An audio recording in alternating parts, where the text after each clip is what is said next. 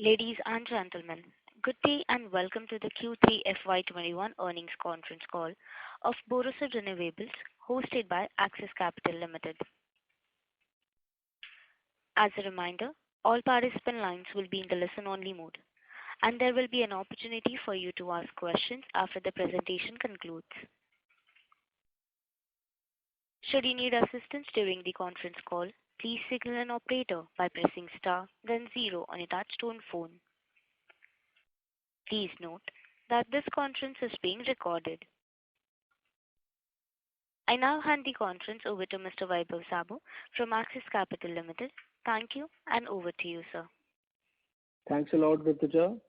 Good afternoon, ladies and gentlemen. On behalf of Axis Capital, I'm pleased to welcome you all for the Borosil Renewables Limited Q3 FY21 earnings conference call. Today we have with us the management team represented by Mr. P.K. Kheruka, who is the chairman, Mr. Ashok Jain, who is the whole-time director, and Mr. Sunil Roongta, who is the CFO. We'll first begin with the opening remarks from the management, followed by the Q&A session. With that, I hand over the floor to Mr. Kheruka. Over to you, sir. Thank you. Thank you. Good afternoon and welcome to the Borosil Renewables Q3 Financial Year 21 investor call.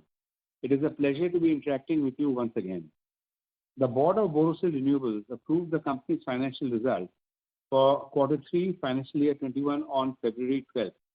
Our results and an updated presentation have been sent to the stock exchanges and have also been uploaded on the company's website. I shall try and cover the company's performance and key developments since our last call with you before opening it up for questions.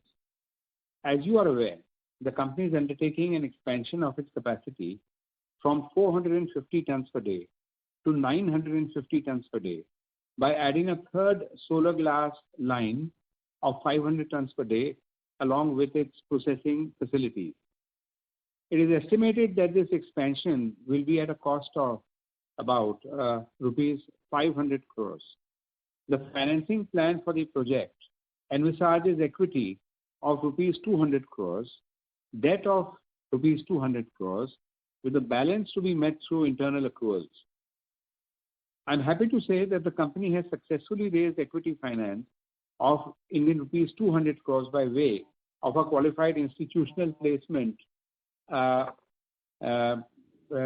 share capital of the company has increased from 11.41 crore shares to 12.99 crore shares of rupee 1 each, an increase of 13.9%. Promoter shareholding has dropped from 70.5% to 61.89%. We are glad to have a number of marquee institutional investors as our shareholders. We thank them for the confidence reposed in the company and look forward to their continued support. It is also heartening to have them share our conviction about the future of the renewable energy sector and manufacturing of solar components in India, and particularly solar glass within it. This, we believe, is the first investment in a public equity by investors in this sector, and we trust will help attract more investments and provide a boost to domestic manufacturing of solar components in India. Borosil Renewables has produced at near full capacity of 450 tons per day during the Q3 Financial Year 21. Demand has been robust and the company achieved its highest ever quarterly revenue from operations of Indian rupees 140.1 crores. This was higher by 23% over the revenue of Indian rupees 114.1 crore in the previous quarter. The company locked a revenue growth of 86% over Q3 Financial Year 20 75.2 crores, where we were operating only one plant for the first 2 months. During the 9 months ended December 2020, the company recorded net revenue of Indian rupees 308.3 crores, a growth of 74.3% over the corresponding period in the previous year. The current quarter experienced a mismatch of demand and supply of solar glass at the industry level on a global basis. Consequently, unit prices of solar glass started to spike from the beginning of October 2020 and continued to rise till December. The average ex-factory prices realized by us were higher than in Q3 Financial Year 20 by about 17%. The company registered a sales volume growth of 60% over Q3 financial year 20. About 90% of global solar production is in the hands of Chinese manufacturers. Being so dominant, they are the price setters in the market. Any abnormal increase or decrease in these volumes can have a significant impact on solar glass prices. Also, a significantly large module manufacturing capacity exists in China and highest installations happen also in China. Consequently, any acceleration or deceleration in China's solar program and demand for solar modules will have an impact on global demand for solar glass. The solar glass manufacturing globally has adequate capacity and operates at a high utilization level, being a capital-intensive industry. The spike in prices during the last quarter is a consequence of a spurt in demand for solar glass in China as China decided to complete the shortfall in target for a COVID hit period that was the first half of calendar year 2020 in the remaining part of the year, while mandating that 30% of modules would have to be bifacial modules or glass-glass modules. We understand the percentage of glass-glass modules production during the current year, that is to say calendar year 2021 in China, would rise to 60%. Historically, each module needed only one sheet of glass. The bifacial module has a sheet of glass on either side, which when used with a bifacial solar cell is able to enhance the power generation from the module by 15 to 20%. Demand for solar glass has thus jumped and exceeded the supply in the immediate term, whereas any fresh capacity addition takes a long time. Going by some research reports, about 8,000 to 9,000 tons per day of solar glass capacity are likely to come on stream in the calendar year 2021, with a further similar volume expected to be added in the calendar year 2022. We recognize that this spurt in prices in Q3 financial year 21 is a short-term phenomenon. The upward movement in prices has plateaued and we expect prices to stabilize at close to the levels in December 2020 for a few months before softening gradually in the financial year 22. By comparison, the increase in prices during the 9 months from April to December 2020 as compared to the corresponding period during the previous year was about 6%. Borosil Renewables has been one of the early movers to produce thinner solar glass that is required for bifacial modules or glass-to-glass modules. We were the first company in the world to produce fully tempered 2 mm solar glass. The bifacial modules, which are likely to see wider absorption, now use thinner than conventional 3.2 mm glass. For instance, a 2.5 mm or a 2.1 mm solar glass. We have increased production of the lower thicknesses and supplied to many customers in both domestic and export markets.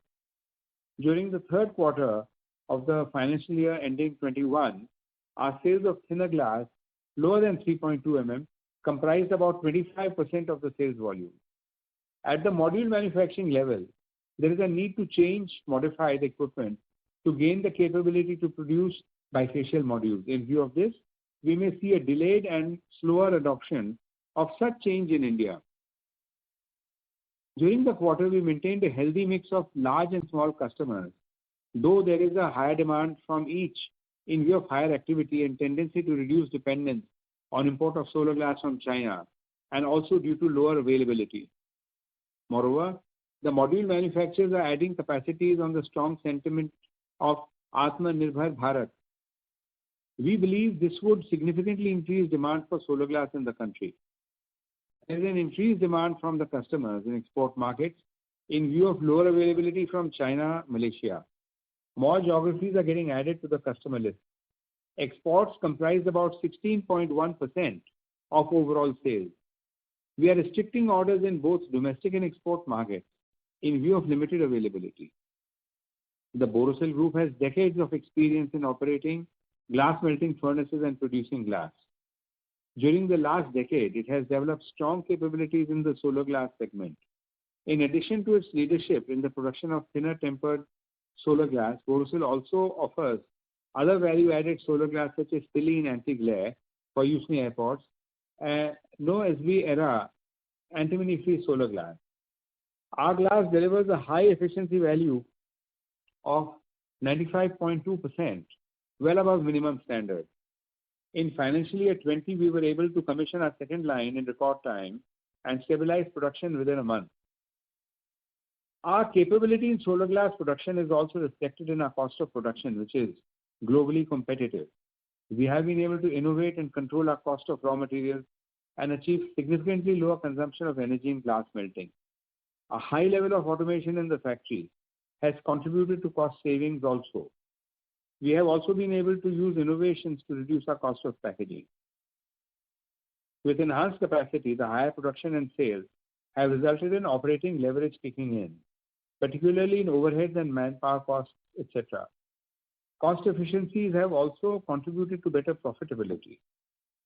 The company registered an EBITDA margin of 38.3% during the third quarter for the financial year 21, as compared to 13.5% during the third quarter financial year 20.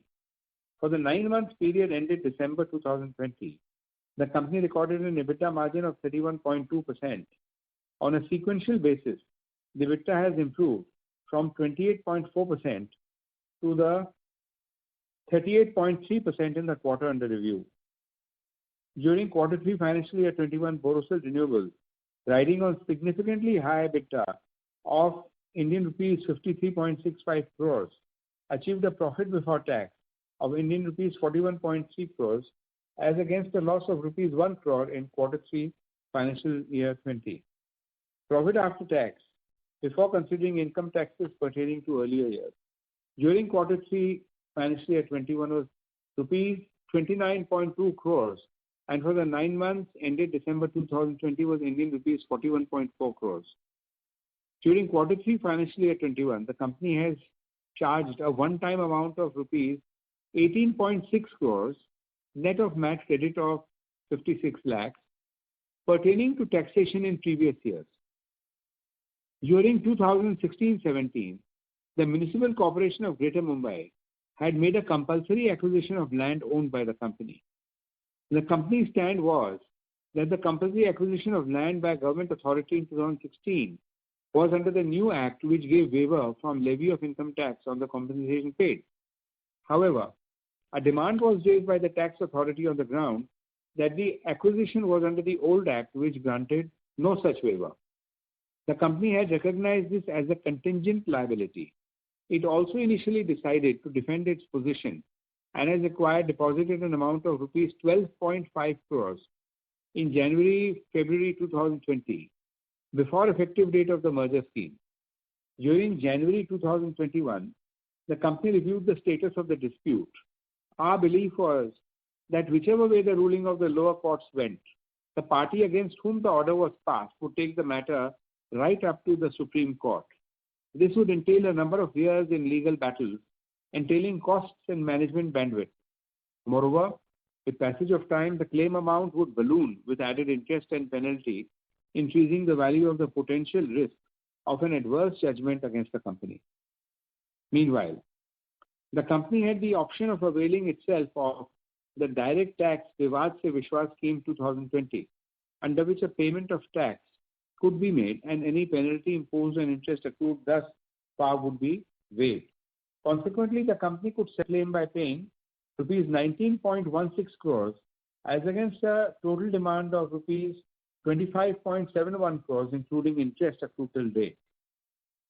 Considering that a final decision in the company's favor was not guaranteed, legal costs, potential increase in the contingent liability in the event of an adverse judgment, management time, and given that this is a one-off event, the management decided to offer to pay the principal demand of rupees 19.16 crore under the scheme and take a one-time hit to its profit and loss this year. As we had already deposited 12.5 crores with the authority, the incremental cash flow impact to the company is Indian rupees 6.66 crores. So I clarify that the result of this decision is that we will have an incremental cash flow impact to the company of rupees 6.66 crores. As we have discussed on earlier calls, the outlook for the solar industry and consequently Outlook on solar glass remains very positive. Large capacities for solar power generation are expected to get added each year, aided by policy thrust and multiple government schemes to drive demand for solar power. The current annual requirement of glass to meet module manufacturing in India is for about 4 gigawatts. There have been recent announcements to add 12 gigawatts of module manufacturing capacity in India by various players to come up in multiple phases over the next 1 or 2 years. Currently, Borosil Renewables caters to about 2.5 gigawatts of glass requirement annually, which will rise to 5 gigawatts after implementing the current expansion. Over the years, we have built the capability to produce tempered glass, solar glass at globally competitive costs. Subsidies and costs of land, power and fuel, labor costs, finance and taxes, etc., available to our Chinese and Malaysian competitors, and a direct subsidy on exports from China is something that we cannot control. And it is for our authorities to take cognizance of to prevent dumping and unfair pricing. An anti-dumping duty exists on imports of solar tempered glass from China, which is valid until August 2022. The company will take necessary steps to seek an extension of the same for another 5 years. A final recommendation to levy countervailing duty of 9.71% on solar tempered glass from Malaysia for a period of 5 years has been made by DGTR to the Ministry of Finance, who is expected to issue a customs notification in due course. In the recently announced union budget, the government has corrected a major anomaly that existed in the duty structure. Solar glass that was imported into SEZs were not subject to levy of anti-dumping duty. Moreover, when this solar glass was used in the manufacture of modules, these once again escaped levy of duty when the module was cleared from SEZ into the domestic tariff area. Besides being a loss to revenue, this gave an unfair advantage to module manufacturers located in SEZ. Module manufacturers in the domestic tariff area faced unfair competition since they were obliged to pay anti-dumping duty on their imports. The last budget has now plugged this loophole. Currently, about 40 to 50% of modules manufactured in India are manufactured in SEZ. We see a possibility of rise in demand going forward from these customers. Given the positive outlook, the company has already commenced work on its expansion plan of an additional 500 tons per day. We have started placement of orders of long delivery items, and ordering of all key items is expected to be completed by March 2021. The project is expected to be commissioned by June 2022. Borosil Renewables is conscious about the impact it has on the environment. By the very nature of our business, we are part of the renewable energy ecosystem. Nonetheless, we do play a role beyond passive participation in it. A. Our technical capabilities have delivered thinner tempered glass that provides a boost to the industry by reducing cost of electricity and enhanced productivity for solar project owners. B. We have developed antimony-free solar glass. Antimony is poisonous and can pose issues during disposal of modules at the end of life. Our antimony-free glass is an environmentally friendly alternative. C. Our process saves 22% energy as compared to the default score in glass manufacturing life cycle assessment among industry best values as per Solistis, a reputed French institute recognized by the government of France. D.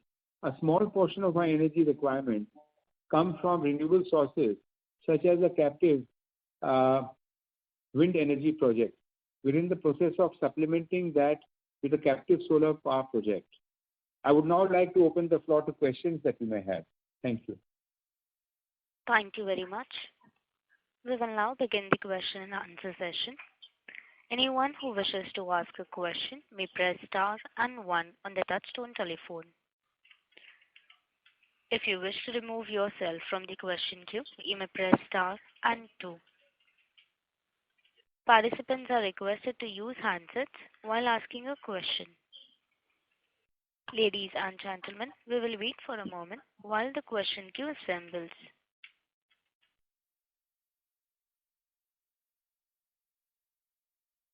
The first question is from the line of Jay Shah, an individual investor. Please go ahead.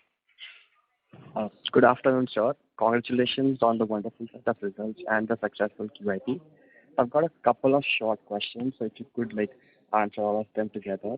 So the first one is regarding, so I just read this article which said that the Chinese government subsidy is about to expire soon. So is that true?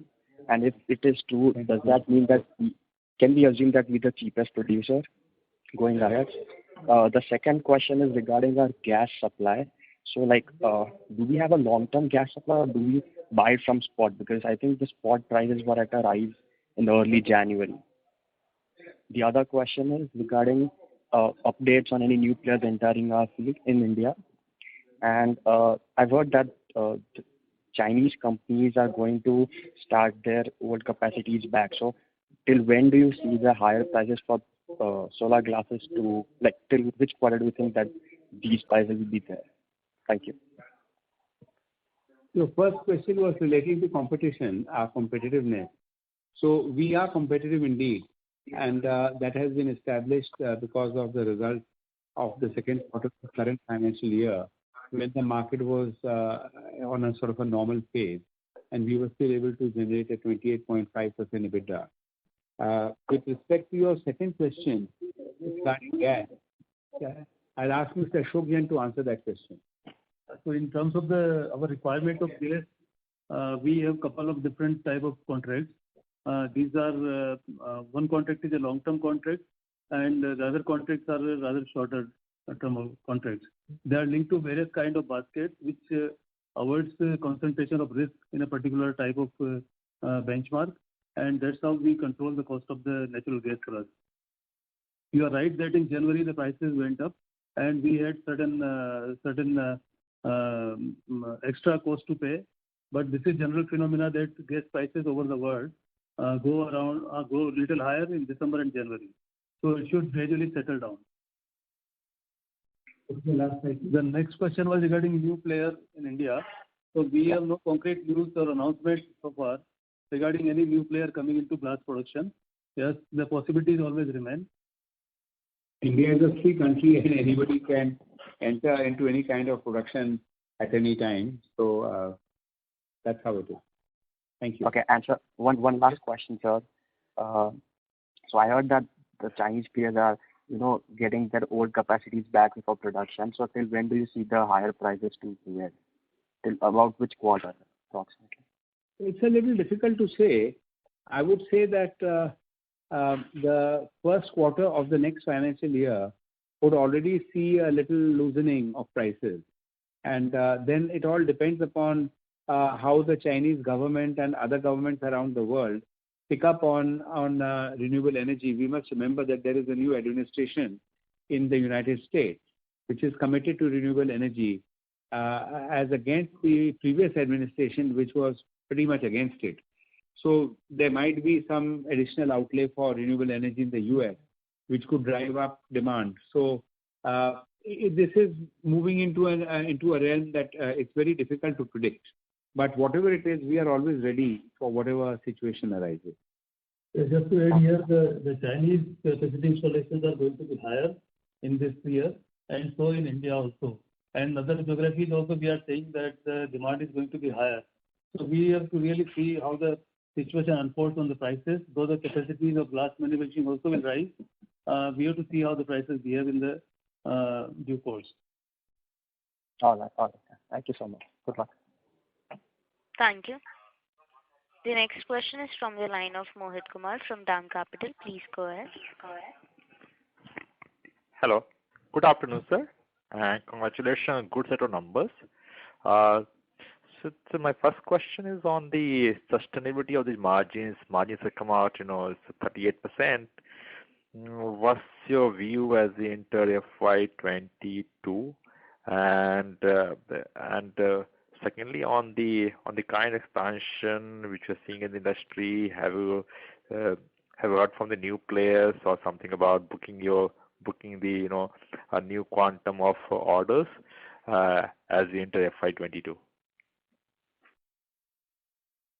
Yeah, so as regards sustainability of the margins, we already said that the current prices may start opening in the next quarter of the financial year.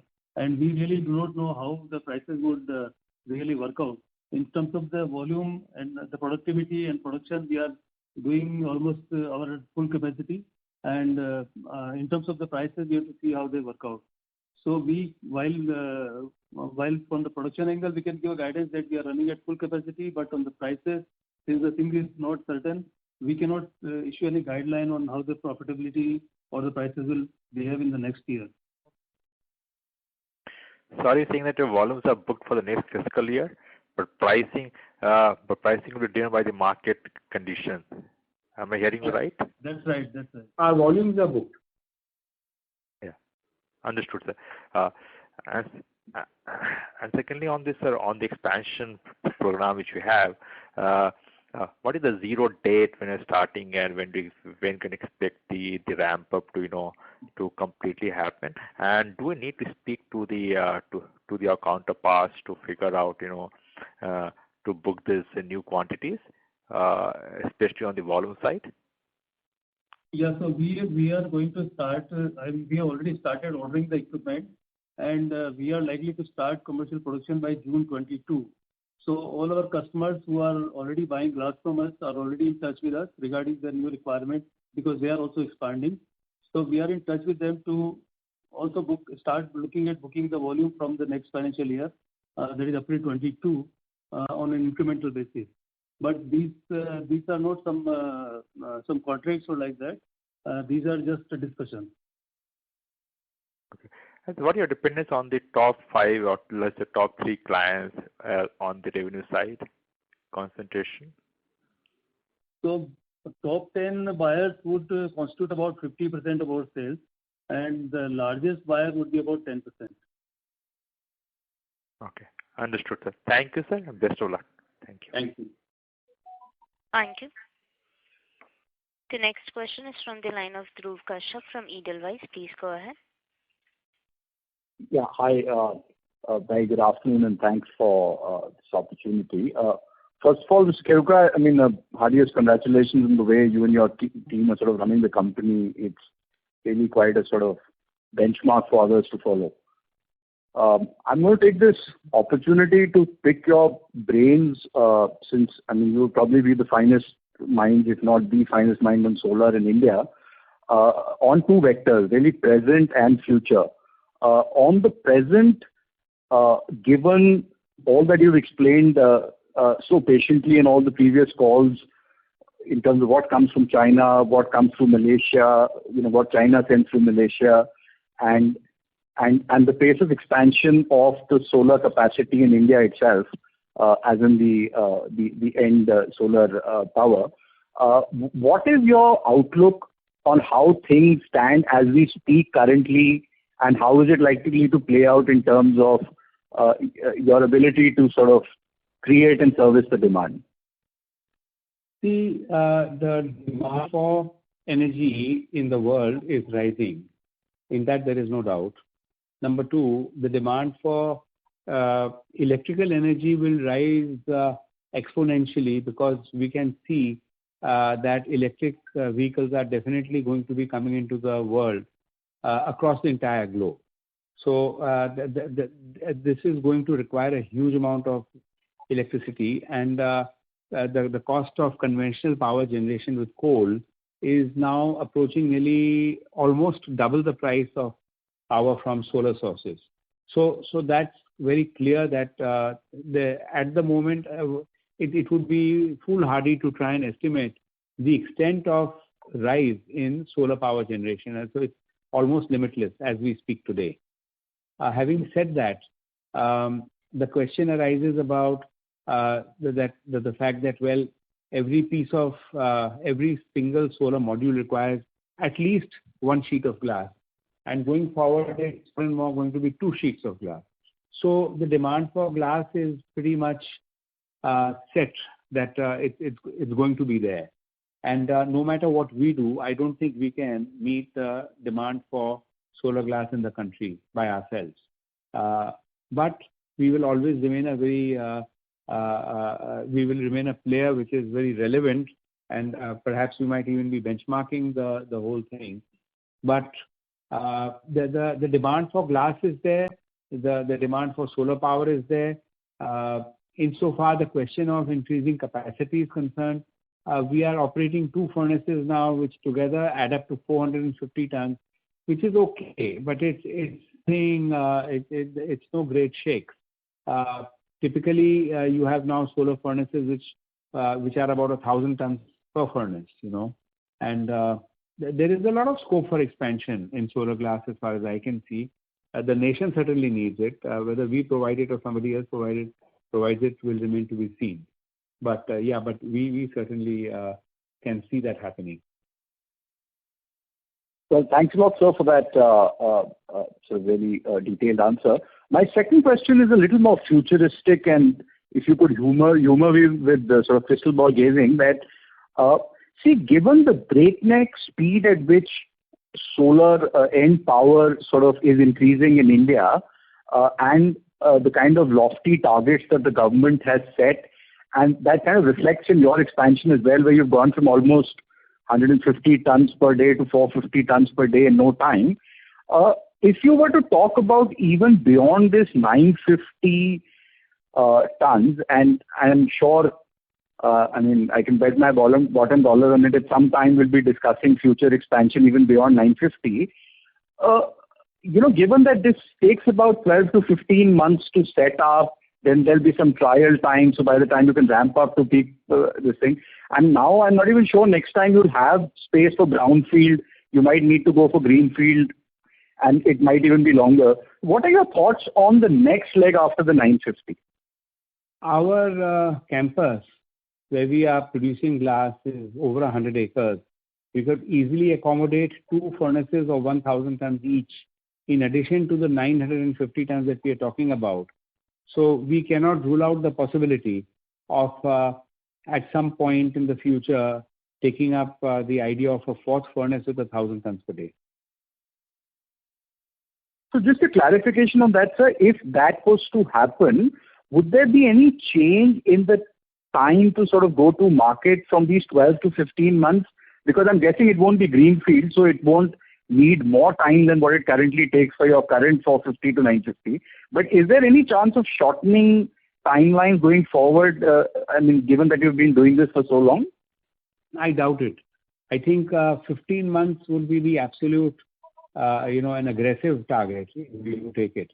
One normally takes it for 18 months, but that's you have to manufacture the machines that make the glass are all bespoke, so that they have to be made according to the demands that we set on the manufacturer. This is not off the shelf. Actually, it just starts from the ground up, So I don't think we can make it in less than 15 to 18 months. Further expansions also. The question is, a final clarification on that. The question is, when do we go for SG4? When do we decide on that? So it all. That depends upon the time that we take to decide about the 4th furnace. So hypothetically speaking, if you decide in June 2023, it would still make it September, October 2024 by the time it's operational. You're right. If we were to decide in June 23, but if we were to decide in June 22, then that would be September 23. And if we were to decide earlier than that, we could, there's nothing to stop us from deciding in December 2021 that we wish to go ahead with the next furnace, even before this one is up and running. So just out of curiosity, what is stopping us from not going all the way from 450 to 950 to say 450 to 2000 in one shot? Look, the thing is that we have investors' money in the company. I'm myself an investor in my own company, and I cannot be reckless. So we must exercise due caution and feel our way around. We need to see how this year pans out. The current calendar year 2021. It is really evident. China has set up 42 gigawatts of solar power capacity in the year 2020. They go by the calendar year. So if they are now talking about 59 gigawatts in calendar year 21, then comes the question: are they going to do more of bifacial modules with 2 glasses per module, or they'll do that less. So the many things have to be seen.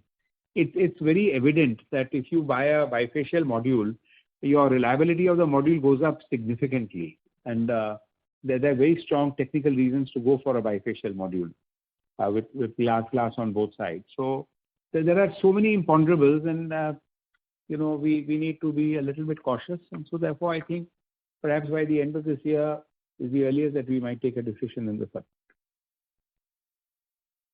Thank you so much, sir, and really appreciate the job all of you are doing. Thank you so much. Take care. Thank you very much for your kind words. Thank you. The next question is from the line of Vikram Sharma from Nevis India. Please go ahead. Hi, sir. Congratulations for good set of numbers. Sir, like with government impose CVD on import from Malaysia, and also HEG units now need to pay anti-dumping duty on CVD imports. So if we assume price start correcting and the scenario become normal over time, so where price can settle down, what we are expecting, like we had very stable in the range of 97, 102 in the past 5 years. See, that's very speculative. It's very difficult for me to make any kind of prediction about where the price might settle, because the gentleman who was asking questions just before you was also trying to figure out what the scenario is going to be going forward. It's so strongly market dependent, you see. So it's very difficult to predict. So far as the question of the extra cost is concerned, we must remember that the last bid for solar power was won by a developer who was quoting 1.99 rupee per unit of electricity.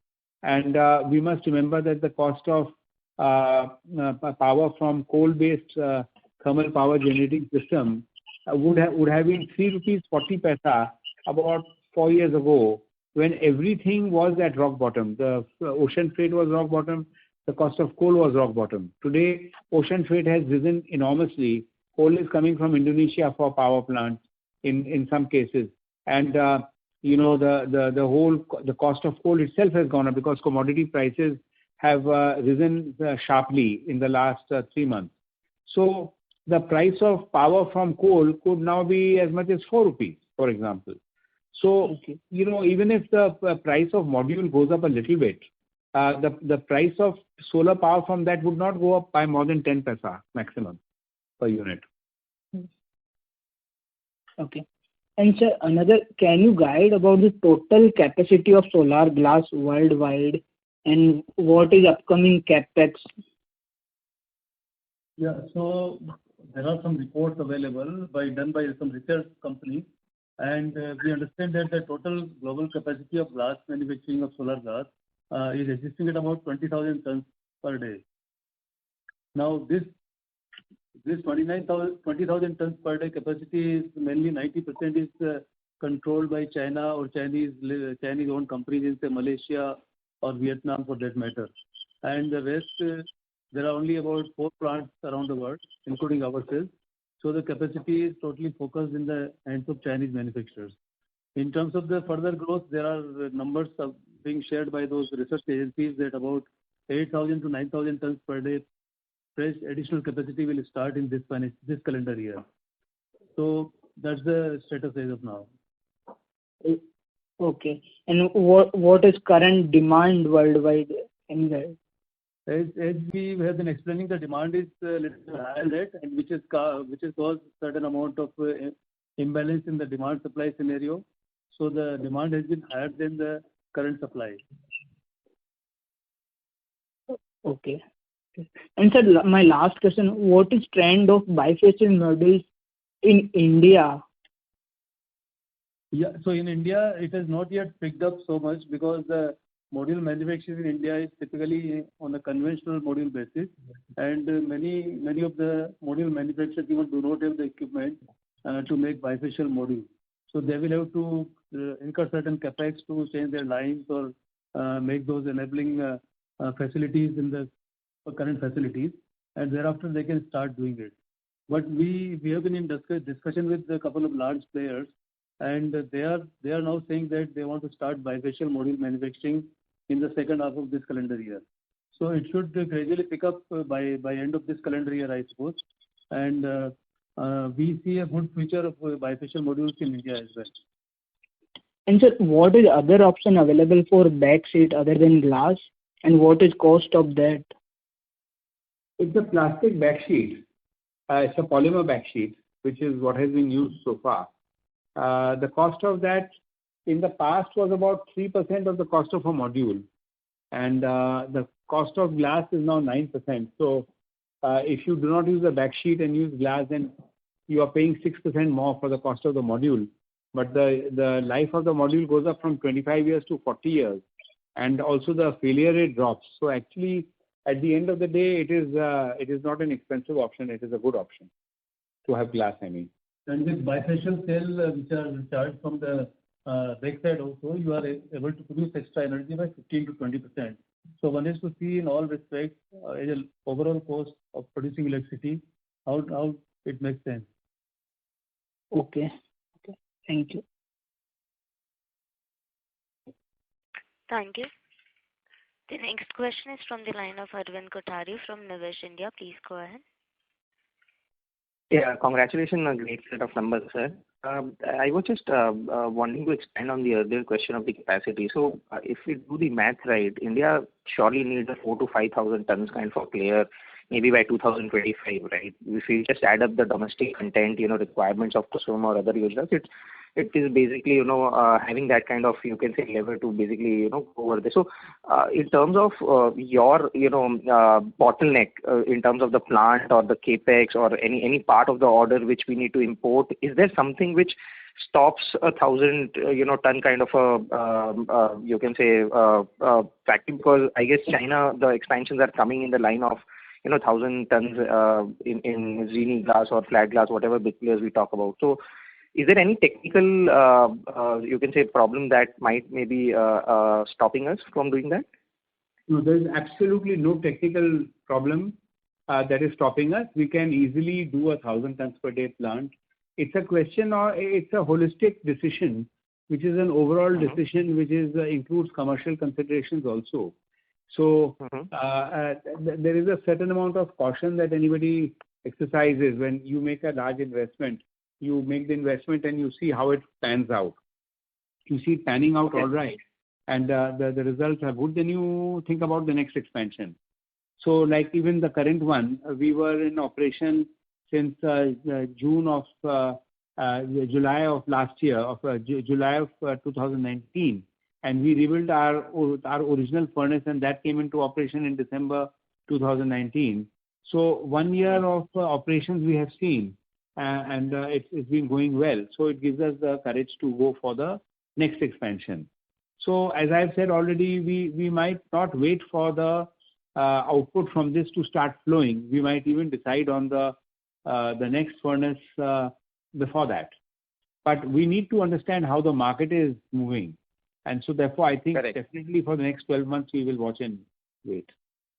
So any dynamics in terms of whether per ton, capex, increases or decreases when we go for a high capacity, and also the cost dynamics. I mean, what economies of scale would result into cost, saving for us if we go for 1,000 ton kind of a furnace? Definitely, there is definitely some economy of scale. Not a huge amount, but there is some economy of scale. But it's only after we've sat down and gone through it with a fine-tooth comb that we can really say for a fact what that might be. I mean, today, anything I say would be speculative. Yeah, just to add, the market cap of the company was at around 1,000 crores when we started discussing expansion. And suppose we were to incur 1,000 crore on a 1,000-ton furnace, it would have been a huge risk for the bankers and equity holders as well. So we are growing in the progression. And you will see that we continue to grow going forward also as the market is progressing and demand is getting generated. Perfect, sir. Another question was on cash flow. So if I do the math right, I guess 40 to 50 crores of cash flows would have been generated this quarter. And given the prices that have gone up from January, if we do the average price calculation, which might continue till March, this quarter we might be ending up with 80-90 crores of cash in our kitty more. So if even if the prices go down, I guess 40-50 crores would be the type of run rate we would be making on enhanced capacity. So don't you think our requirement for debt is a bit reduced from the earlier projections because of these bounty of extra cash that we'll get from the prices?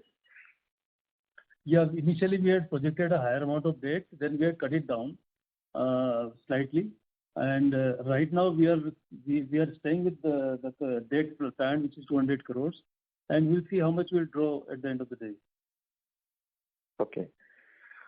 Okay, great, sir. Also, sir, I just had this one question on the back sheet instead of glass. There is also another polymer which can do the same thing. I mean, the bifacial is just not using glass. There are other materials too. So how do we compete in terms of the other materials? What are the pros that a glass has versus a transparent back sheet, which in cost parallels or in terms of generation parallels? The more power we draw from a module, the hotter it gets. Okay. So the question is that with that kind of heat, to save a few cents by not having glass and having a polymer back sheet might be a little less capital intensive in the beginning. But later on, if the module fails, because at the end of the day, all polymers have a certain melting point or a softening point. And when they soften, then a crack develops with softening and cooling and all that. Because a module generates heat during the day, but in the night it falls silent.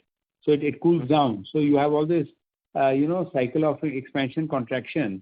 And then you develop a crack and then moisture seeps in from that. These are all things which are happening on a daily basis. And that is why people are going for this glass thing. So in fact, even when the module is not bifacial, many times the customer says, I just want glass, like on floating solar. So the other thing is on floating solar. Today, floating solar, you first create a platform which is on a buoy, buoy, drums filled with air and all that. So you are creating land first, then you are putting a normal module mounting, and then you are putting the module. It's very expensive. But in a good world, आपण ज्या व्यक्तीसोबत बोलत आहात त्या व्यक्तीने आपला call होल्डवर ठेवला आहे. कृपया लाईनवर राहा. The person you are. Sorry for that. Please go ahead, sir. Yeah. So are you there? Hello? Yes, sir. Yeah. So I was just saying that a real floating solar would be something like a life belt around a module, which would be actually sitting in the water. So the cost of that floating solar would be a fraction what is being paid out today. That would be only possible if it's a glass module. So that little extra cost of glass would give you floating solar of enormous quality. There are so many, technical information. Got it. And so my final question would be, so the solar glass pricing, we all know, is an aberration maybe due to a mismatch this year. But what stops it to, maybe continue in the, so what we have, visited a lot of, module manufacturers, the feedback that we get is that they were running short on the inventory of glass that they normally maintain. And everyone is waiting for, March end, and they believe that the prices would go down and hence they would order more post, March. So a lot of order for glass might have shifted. And in terms of bifacial that we're talking about, it's not a normal development for the industry, right? The type of demand that has grown for the bifacial module. So don't you think that the industry can be overwhelmed if Chinese demand for, bifacial continues? Because the capacity can only be expanded by few players, and, it's known that who is doing what and when the capacities are going to come. So what stops the prices from being high for a relatively, higher amount of time than what we are currently projecting? See, according to this report that we are discussing, there's about 20,000 tons per day of production in China and Chinese companies, actually around the world. And from that, they are saying about 9,000 tons per day. Additional capacity is likely to come on stream as planned during the current year, 2021. Another 9,000 tons in 2022. So we're looking at a doubling of capacity in the next 24 months. Okay. Which is a healthy increase in capacity. Now the increase in installations is also equally healthy around the world now. We are not discussing just China, around the world. There's a zoom in the installation of solar power. So That's why I'm saying it's a very difficult question to answer, because which government will have how much money to devote to solar is again a question, because everybody is reeling under COVID and things like that. But everybody is also not reeling under COVID. Some people are still quite okay financially. So, Great. as far as we are concerned, we pace ourselves based upon what we can do, and then we cannot. But the question of government has reduced over time. I mean, if you look at the Gujarat, policy just recently concluded, the bills that were there, I mean, you might be aware of that was far exceeded anybody's, guesses. So the private, enterprises coming big way into solar to reduce their cost predominantly, and also the medium scale enterprises, also have a lot of benefits. So I guess that's something which, the demand is there. I mean, if it is able to sustain, I guess the pricing, might also surprise some people. The demand is unlimited, in my opinion. It's just simply unlimited. Can you imagine all the cars in the world going electric? And then why would anybody pay for power to the grid? You'd set up your own little solar roof to power a battery. In the night, you would plug your car to your battery, just like you have for your mobile telephone. You have a battery pack that you carry with you. So you'll have a battery pack at home. And all these cars that are going to be running on solar or running on electricity after 2 years, those batteries are no longer useful in the car, but they're still good for another 4 years at home. So the amount of batteries is going to expand exponentially in the world. And therefore, all of this is going to come from solar. So to me, it's a no-brainer regarding the need and demand for solar power is going to just grow exponentially.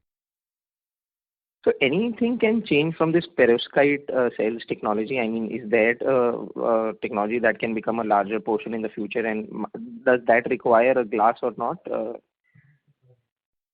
It's going to take time, I guess. You see, it's a little, it's very uncertain. The highest disruption is happening in the field of cells. So that really is not our field of expertise. We know quite a lot about it, but that's not where we are reviewing cutting edge, research. But every day we see cells are getting more and more efficient. Okay. Thanks. But the other technology like HJT, IBC, all those things will come up as they are coming up in Europe and other places. So those technologies will start coming to India as well. Okay. Great, sir. Thanks a lot, sir. Thank you. Thank you. The next question is from the line of Utkarsh Somaiya, an individual investor. Please go ahead. Thank you for the opportunity. Firstly, I just wanted to clarify one of the previous statements you made. The current land that we have can accommodate 2 more 1,000 ton per day furnaces, if I'm not mistaken, right? That's right. So in addition to the 950, the total would be 2,950 tons. That's right. Okay. And also, you said the total global capacity right now is 20,000 tons per day, and this is only in 4 plants globally. No, I didn't say 4 plants. I said 2,000 tons per day.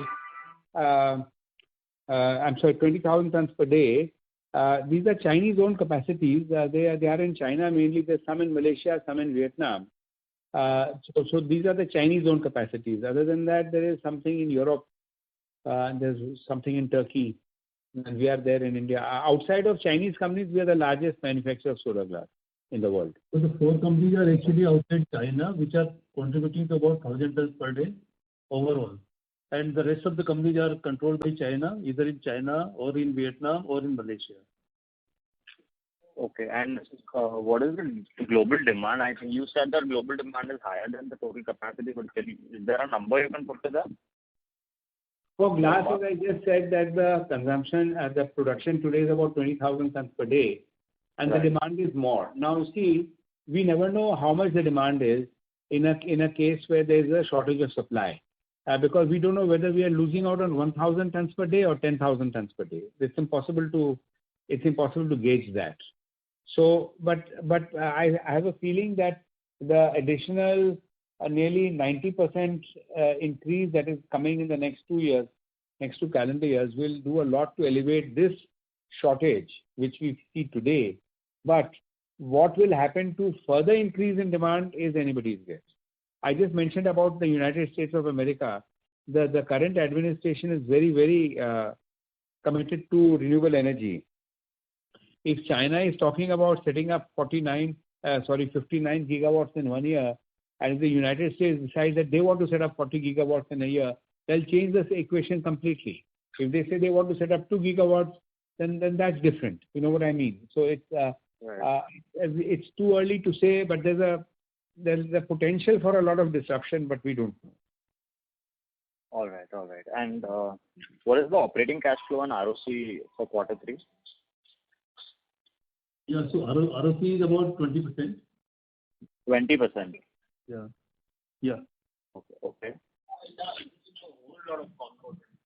And operating cash flow? Yeah, so we did a bit of 53 crores and PAT of 29 crores. I didn't get that. The profit after tax was 29 crores, without including that one-off charge that we've talked about, which the outlook for that would be 6.66 crores, and after that, that's it. So the last quarter, as Mr. Jain just said, was 29 plus crores for profit after tax, and 53 crores. How much of this is converted into cash flow? How much of? How much of the EBITDA, so 53 crores is converted into operating cash flow in quarter 3?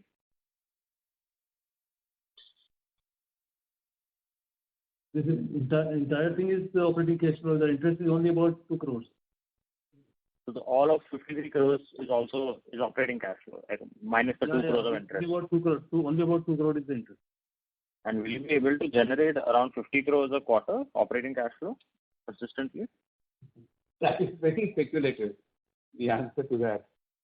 We as we've already said, that going on the present basis, I suppose it would be it could be in order to say that, yeah, we could probably do that until prices soften, and then when that will happen is not easy to predict.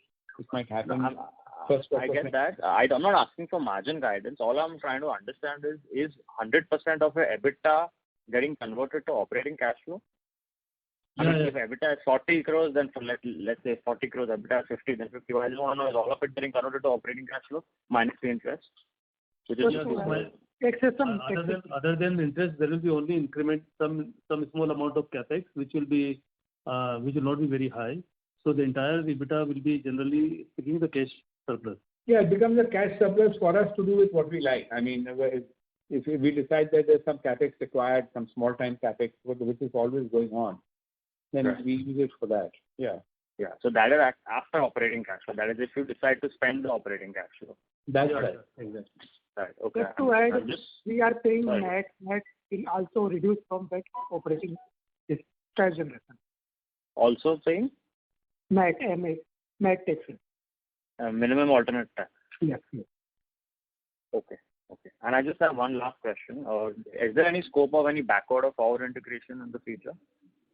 There is always a scope, but at the moment, there is such a high demand for glass that it seems to be not very wise to shift away from something that we know and that we can do and do something else. Having said that, we are looking at another component where there is an international player who wants to step in with us, and he wants us to produce it and sell it to the same customer, but I cannot go into that right now. Okay. Thank you so much. Thank you. Thank you. Ladies and gentlemen, due to time constraints, that was the last question for today. I would now like to hand the conference over to the management for closing comments. Thank you very much. We are grateful for the interest taken in today's discussion, and the level of questioning showed a healthy study of the working of the company, and I look forward to meeting you all again at the time that we are ready with the presentation for the next quarter. Thank you very much. Thank you. On behalf of Axis Capital Limited, that concludes this conference. Thank you for joining us, and you may now disconnect your line.